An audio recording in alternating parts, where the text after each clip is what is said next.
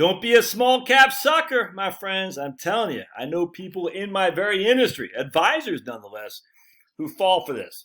Small cap stocks have outperformed since 1926. Let's see if we can't find an article on that, shall we? Hold on just a second. A good article, but someone named mindfullyinvesting.com. Actually, I'm quite impressed with this. He or she says, the data suggests that small cap, mid, and value stocks offer a better return potential than large cap stocks. And I would say if he stopped there, I'd say, oh, but he doesn't, which is good. He said, but in the last 2 decades, the additional returns provided by small cap and mid cap stocks come with an additional risks. And I challenge that, but we'll get into it because this is why we would normally expect the potential for high returns comes with high risks. The classic expectation for value stocks is somewhat lower volatility, at least theoretically, and higher long-term returns. But over the last 20 years or so, value stocks haven't produced much of either. The problem with these sorts of conclusions is that they're highly dependent on the time frame. Could not agree more.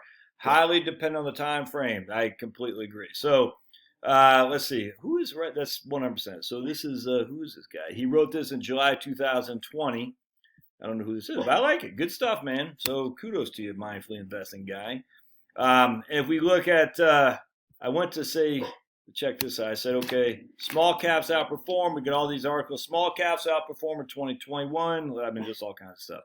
So hold on just a second. Just a cursory look. I'm not going to share it. It will bore you to death. But there are people who fall for the small cap suckers bet. And again, I'm not saying don't invest in small caps, but we're going to read again from our Stocks for the Long Run. This is the 5th edition, I think the most recent one, from Jeremy Siegel. And we're going to tell you what he says. All right. So 1981, a guy from the University of Chicago investigated the returns on all stocks using a database that recently compiled the Center for Research and Security Prices, CRSP. He found that small cap stocks systematically outperform large cap stocks, even after justifying for risk as defined within the framework of the capital asset pricing model.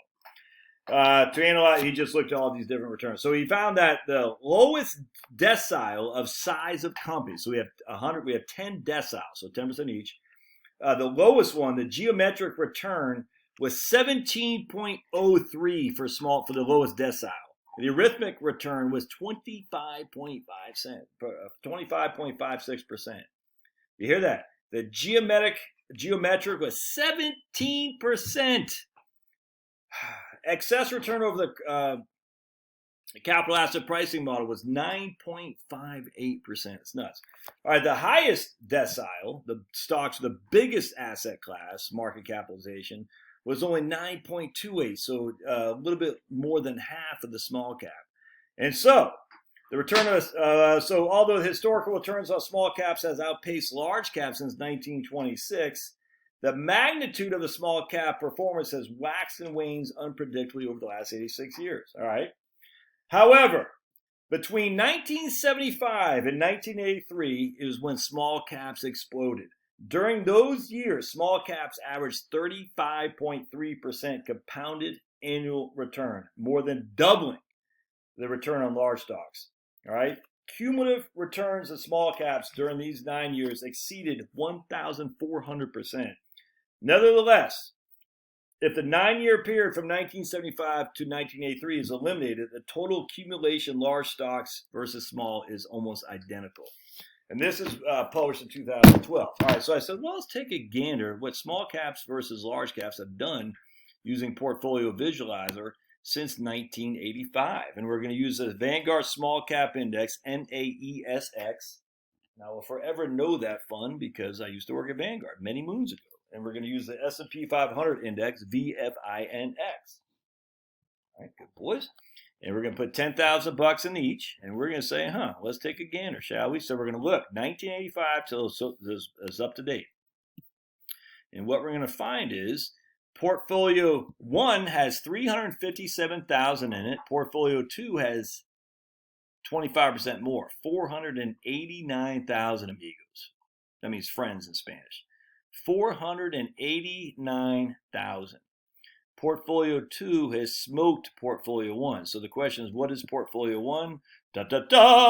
Small cap index. What's portfolio 2? Da-da-da! S&P 500. Go here again. Portfolio 1 is in blue. Portfolio 2 is in red. It's not even close. Look at that. So if we look at the annual returns, portfolio 1 was that red. Portfolio 1 beat, lost, beat, lost, beat, lost,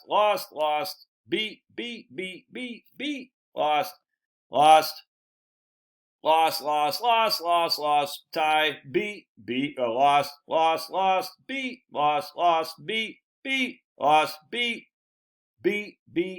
lost, and lost. So it's about half and half. Tell me that's not crazy. So at the end of the day, it's kind of like if you're making a large gamble on small cap stocks because small cap values, Josh, they've done better. Let's see if we can add VTSMX. I'm not sure when VTSMX. So this is why I have VTI, by the way, because VTI is a total stock index. The VTI consists of, when did this come down? 1993. All right, so VTI is 1993. That's going to be portfolio 3, which is right there. So since 1993, portfolio 3 has, portfolio 1, the small cap, has done better. Large cap has done the worst. And VTI, which is 70% large and 30% small and mid, has done in between. That's why I get VTI. Because at least you have 30% small and mid and the rest of S&P 500. That's the way you solve this. Don't play the sucker's bet on small caps. Love to hear your thoughts. We'll see you.